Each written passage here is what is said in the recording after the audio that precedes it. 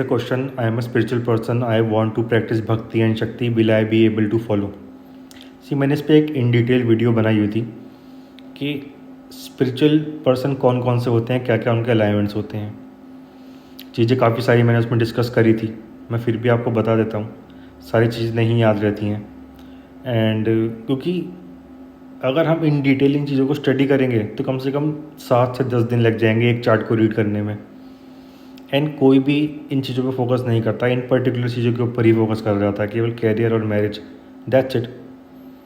But 4 और मोर planets आपके एक साथ कंजंक्शन में हैं, एंड आपका 10th लॉर्ड भी है ना, एंड जुपिटर कंबस्ट नहीं है तो वो एक सन्यासी योगा बनाता है लगन चार्ट से। देन आपका 5th लॉर्ड अगर 12th हाउस में चला गया एंड जुपिटर से कोई एक्सपेक्ट रिसीव कर रहा है तो भी एक स्पिरिचुअल पाथ फॉलो करेगा पर्सन। अगर आपका मून 6, 8 या 12 हाउस में है सैटर्न के साइन में, एंड मार्स का एक्सपेक्ट रिसीव कर रहा है तो भी एक पर्सन जो है स्पिरिचुअल पाथ फॉलो करेगा।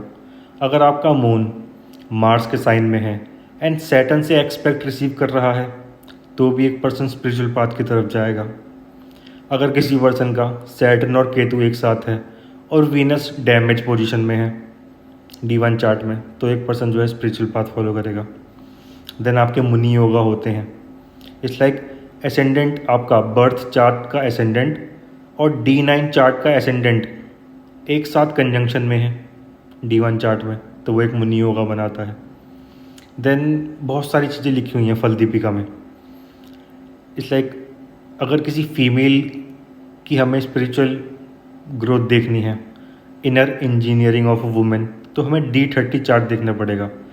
देन फिर आपके मोटिवेशनल स्पीकर्स होते हैं जो एक स्पिरिचुअल गाइड करते हैं लोगों को रिगार्डिंग स्पिरिचुअलिटी, ठीक है। उसके लिए आपको जुपिटर देखना है, जुपिटर का एक्सपेक्ट 10th हाउस पे, एंड मेनली जो है जुपिटर उनका पूर्व श्राद्धा या पुष्य नक्षत्र में है, priest and priestess of society.